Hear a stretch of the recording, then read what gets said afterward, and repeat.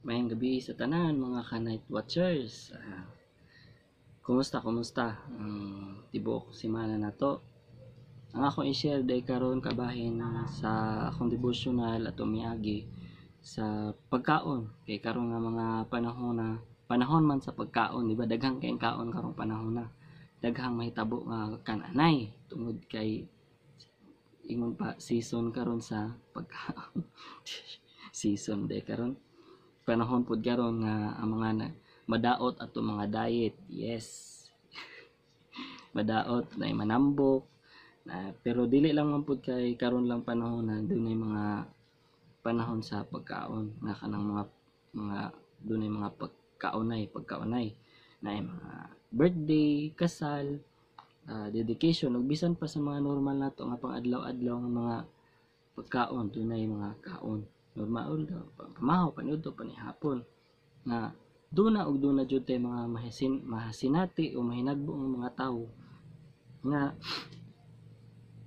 kuan kana bitong matawag nato sa Tagalog pa nga pihikan o sa kuan pihikan o maselan pag-abot sa pagkaon. Duna jud tay mahinagbo nga mga tawo nga og masinati nga mga sitwasyon nga atong kauban di ay dili mo kaon ato nga pagkaon tungod sa iya nga gituohan og siguro nakaingon ta o pareha nako nakaingon ta nga pilihan na po na niya basag di na mukaon ra na siya gutom ha ingon diya sa Romans 14:20 og sa 22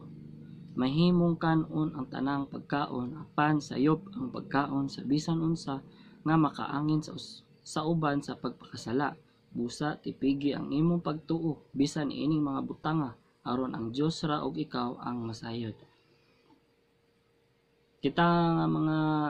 magtutuo sa Ginoo mga Kristiyano ug kanunay nagtuo nga sa pulong ani nga kanabitang tanang pagkaon masin pag-uk pa na diha mga baki pwedeng kanon mahimo na tong kanon kay ingon diya sa pulong sa Ginoo sa unang Korinto 10:25-26 makahimo kamo pagkaon sa bisan unsang karne nga gibaligya diha sa merkado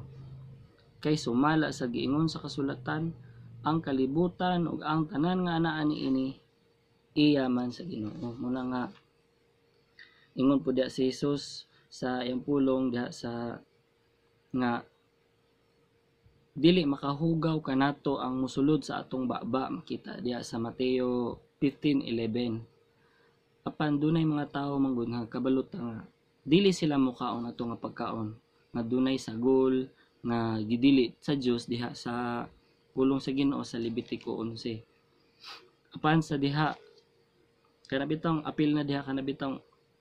karne nga baboy nga lami kaayo kanang pusit crabs, hipon, baki nga makaon ug uban pa nga nada sa nga gidili diha sa Levitico 11. Naapoy uban nga wala diha sa Levitico 11 nga dili jud sila mukaon ani nga pagkauna tungod kay pareha nang dili mo kaon og karne sa baka kay dili mo kaon og isda sa suba, dili mo kaon og bangus, ginamos, utan ug bisan utan gani tungod kay ludon sila ilarang igawas ilang baba. Pareha tong nahitabo bitaw sa share lang ako nahitabo dito sa sindangan. Nagluto ko pansit dito. Then tingal human na pag nangaon nami, tingal ako sa nayo sa kabata dito nga. Tingal ako nga wala man siya ni hukad, gadula ra man siya. Ingon kaon na. Ingon din siya nga na di man ko pwede ana bawal man na sa amo kay agatong pansit man gud na siya naisagol nga baboy karne nga baboy siya dili daw pwede siya ilaha ingon po din tong iyang ayaan na pasag di na kaon ra nagutmon arti kaayo ana bitaw kanang dili ta dapat mag iningon ana kay dunay mga tawo nga dili jud makahimo sa pagkaon sa bisan unsa nga pagkaon mo na nga karong gabi na magkat-on ta ka unsay atong himuon kung makahinagbo ta sa mga tawo nga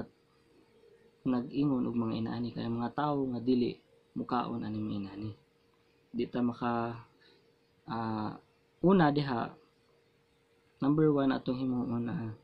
pagsakripisyo ug pagpugong sa kaugalingon. Pagsakripisyo, pagpugong. Ingon diha sa unang Korinto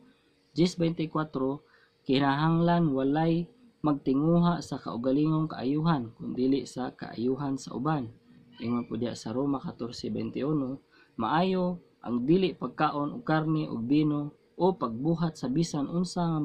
makaangin sa imong igsuon ngadto sa pagpakasala. Moto nga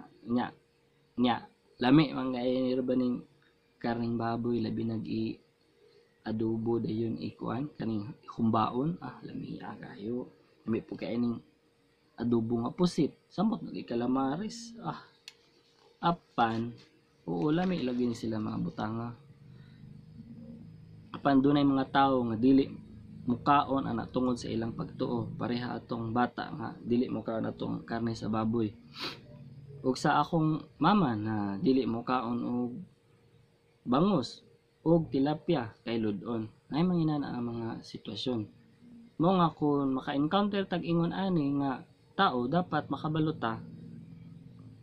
nga isakripisyo ato ang kagustuhan atong gusto nga dili pud ta mukaon sa unsay kuan nga dili pud ta mukaon pud sa ila nga dili gusto nga kanon kaitan dili sila gusto nga og karing baboy kabalo na ta ato dili na to i-insist atong gusto nga mukaon sila maghanda pa jud ta og kanang bisan kabalo na bitaw ta nga kabalon ta nga dili sila mukan tuyoon jud nato nga mag-andam ta magbalon ta maghanda ta saka nga dili sila nga bisan kabalo ta nga dili sila mukan ato bisan siya usa ra siya kabuok pitan usa ka grupo usa ra siya kabuok ato ang i-consider ang usa nga ang tibuok maapektuhan dayon ana ba namang gud usahay nga kanabitang dili sila mukaon tungod sa ilang gituohan nga kato nga pagkauna makahimo sila nga makasala sila sa Dios depende man gud sa tong pagtuo o kay basin man gud ang mahitabo karon nga kita may mahimong hinungdan nga makasala sila sa Dios tungod nato o tungod makasala sila tungod kay nasuko sila sa atoa nasuko sila mga ingon diha sa pulong sa Ginoo sa unang Korinto 8:13 busa kon ang pagkaon makaangin sa pagpakasala sa ato igsuon dili nagayud ako mukaon og karne aron dili ako mahimong hinungdan nga makasala ang akong igsuon oto tong himuon atong isakripisyo ug magpugong ta sa atong kaugalingon para sa atong igsuon padili sila makasala. Number 2, tabangan ta ang luya sa pagtuo. Ingon diha sa pulong sa Ginoo sa Roma 15:1, kitang mga lig-on sa pagtuo kinahanglan nga mutabang pagdala sa mga kaluyahon sa mga huyang ug dili kita magpahimuot sa atong kaugalingon. Uban man gud sa ato mga duna tay mga igsoon nga dili mo kaon mga inaani na tungod kay gigiyahan sila sa ilang konsensya gahuna-huna sila makasala sila sa Ginoo mukaon sila ani pan kita usay man gud kita wala ta kabalo ba wala ta kabalo makaingon din nun tag na artiha ba ana nila oy unsa po na siya nagpapalit po ng artiha po kay ana niya unsa po na nga saba diha oy saba diha ang uban pod kay makiglalis pa para makumbinsi sila nga mukaon ato nga pagkaon makiglalis para makumbinsi pareha na ko gud ato ang atong kabahin ana bitong dili pagkaon sa dunay sagol nga dugo diha makita sa Acts 15:29 ug sa Leviticus 17:14 naamang goy gahatod diri sa ako atong nga time ug kaning naghatod og kuan kaning basoy dayon kanang basoy kabalota nga lami na siya pan duna na siya sa guldugo. Ang nahitabo karon naulaw katong naghatod og basoy kay ingnan man pud nga nako nga na te di na ra ba mi mukaon ug kaning ay pagkaon nga dunay sa guldugo. Ingon po din siya nga nya ingon man sa pulong sa Ginoo mahimo naman kanon ang bisan unsa nga pagkaon. Ingon po din ko nya ingon man pud sa pulong sa Ginoo nga ang dugo naa diha ang kinabuhi. Ang nahitabo ato wala na galalis na noon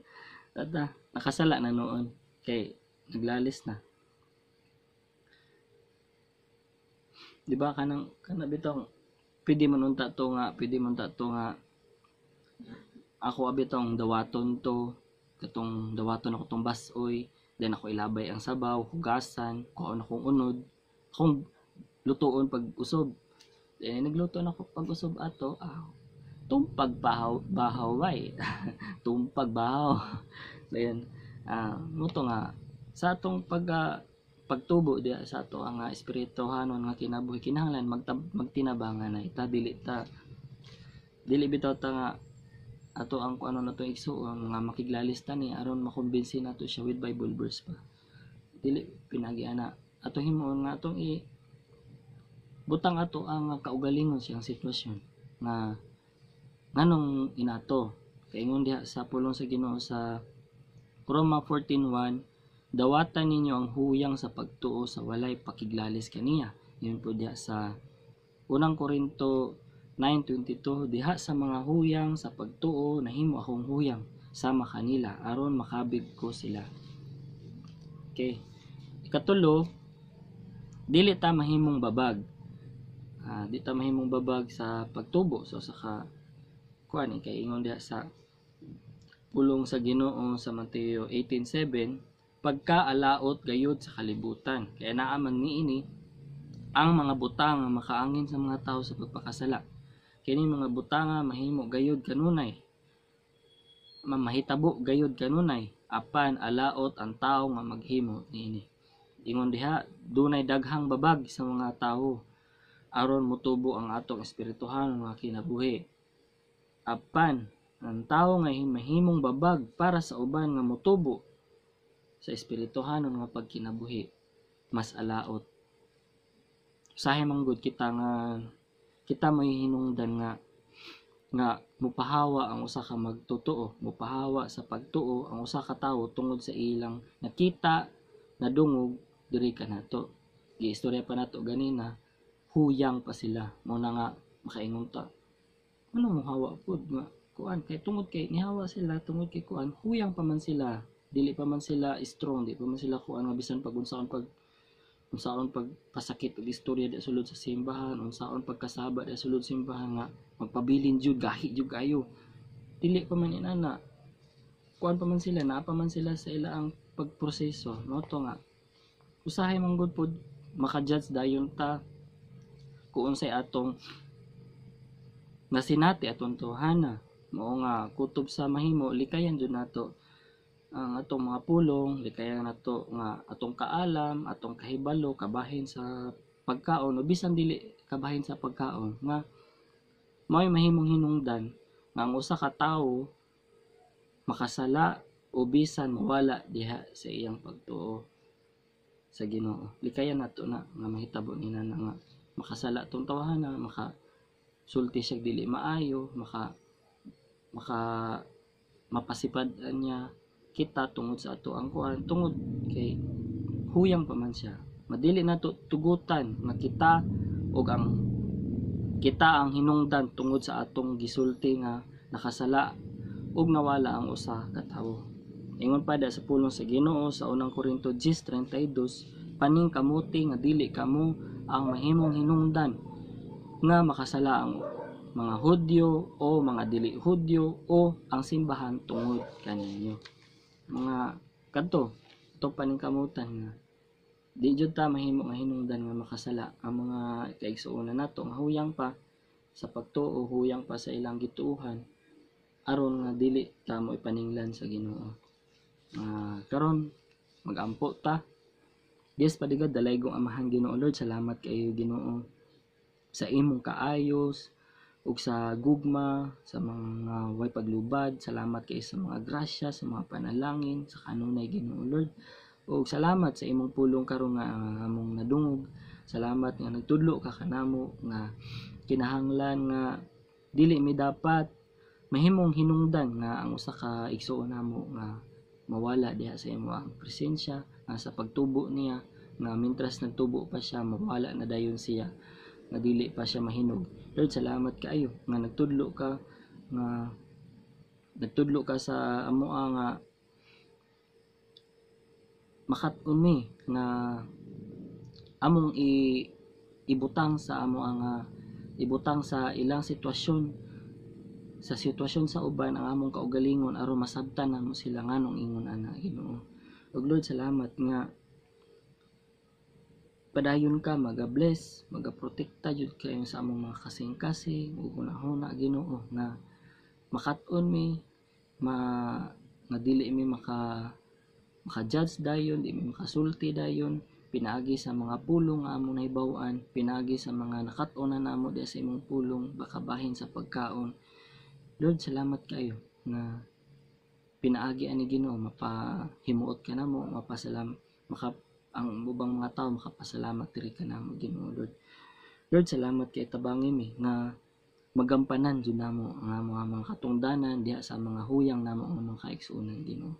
Lord, kining tanan among gipangayo ug gipasalamatan. In Jesus name, amen and amen.